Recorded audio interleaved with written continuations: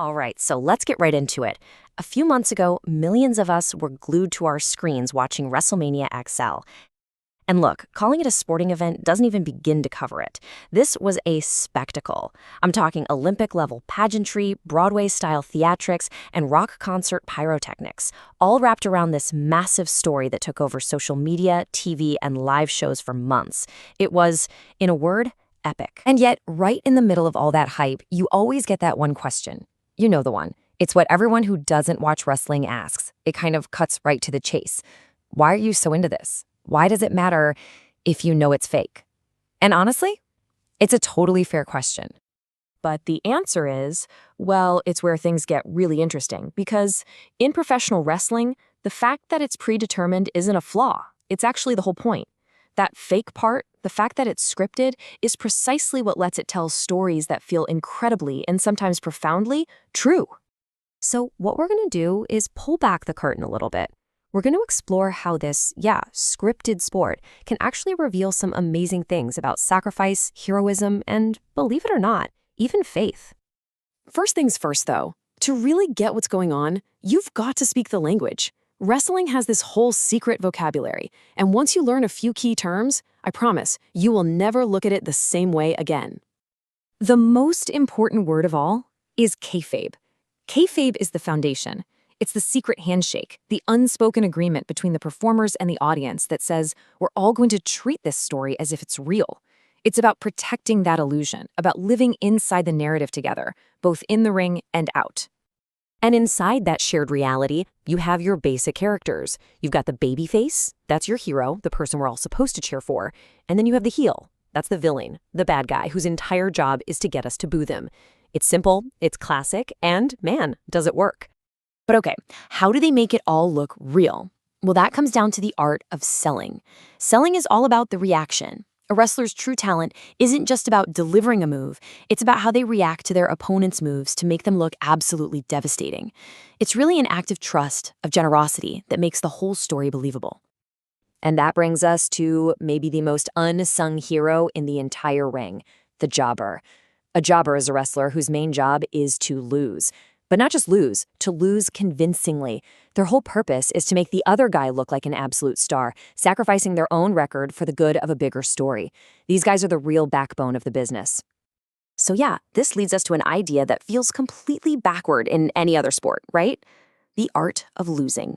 In the world of wrestling, often the most respected and valuable skill isn't winning. It's making someone else's win look amazing. You know, it creates this really fascinating contrast. When we were kids, we all looked up to these huge stars like Hulk Hogan. But then you listen to people in the business, and you find out that a lot of those big names were actually kind of difficult to work with, maybe not even that skilled. Their entire legendary status was basically built on the talent of these unknown workers who were masters at making them look like superheroes. And the highest compliment you can pay one of these selfless performers? You call them a carpenter. A carpenter is a master craftsman. They're the respected veteran who uses everything they know to build up the next generation of stars. They make younger talent look strong and credible, all through their own selfless work. You know, this whole concept is a perfect illustration of a much, much older idea, the biblical concept of meekness. It's so often misunderstood as weakness, but it's not. It's mastered strength. It's the person who has a sword, who absolutely knows how to use it, but makes the conscious choice to keep it sheathed for a higher purpose. Now here's where it gets really wild. This wrestling vocabulary, it doesn't just work for the ring. It actually gives us a whole new way to read some of the oldest stories we have. What if we could actually understand theology through the language of professional wrestling? So let's take the story of Jacob wrestling the angel.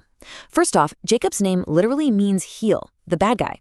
He gets into a fight with this mysterious man and they wrestle all night. But this stranger, who could clearly end the fight in a second, doesn't. Instead, he sells the struggle. He makes Jacob look strong. And in the end, he lets himself lose. He does the job so Jacob can walk away with a blessing. Jacob just wrestled with God, the ultimate carpenter, who took a loss on purpose to build him up. So if this framework helps us make sense of a story from the Old Testament, what about the New? I mean, could the greatest story ever told, the life of Jesus, also be understood through this lens of kayfabe as a masterfully told story designed to have a specific world-changing impact? Well, when you start looking for it, you see it everywhere. Jesus is constantly managing the narrative. He'll perform a miracle and then tell people, hey, don't tell anyone about this, basically controlling the pacing of his own story. He reveals key secrets only to his inner circle. He calls out his opponents, the Pharisees, as hypocrites, a Greek word that literally meant stage actors. And then, at the very end, he knowingly allows his own betrayal to happen, all to fulfill the story that was written from the beginning. Okay, so let's bring it all full circle. Back to where we started, WrestleMania and Cody Rhodes' quest to finish the story. Because this is where we see all these pieces, the hero, the villain, the power of the narrative, just come together in this incredible way. So on one side, you have Cody Rhodes. He's the ultimate babyface, right? He's fighting for the championship his famous father never won, a real story about family legacy and defying corporate authority. And on the other side, The Rock. The guy who used to be the people's champion comes back as a corporate stooge, the final boss. He became the perfect heel for Cody and the fans to fight against.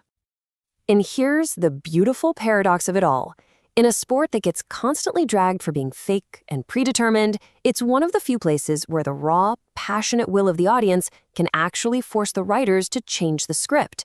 The fans wanted Cody to win so desperately that the company really had no choice. They had to give the people their story. You know, the head of creative at WWE, Triple H, he put it perfectly. He said that in today's world of anti-heroes, it's really hard to create a genuine, good guy babyface that people will rally behind. But Cody became that guy, not because it was manufactured, but because his journey felt real. He was everything you wanted to believe in, and so the whole world got behind him. So in the end, wrestling shows us something really powerful. Even when a story feels like it's already written, it can be changed by overwhelming belief and the will to see it through. It kind of makes you wonder, doesn't it? What stories in our own lives are just waiting for us to finish them?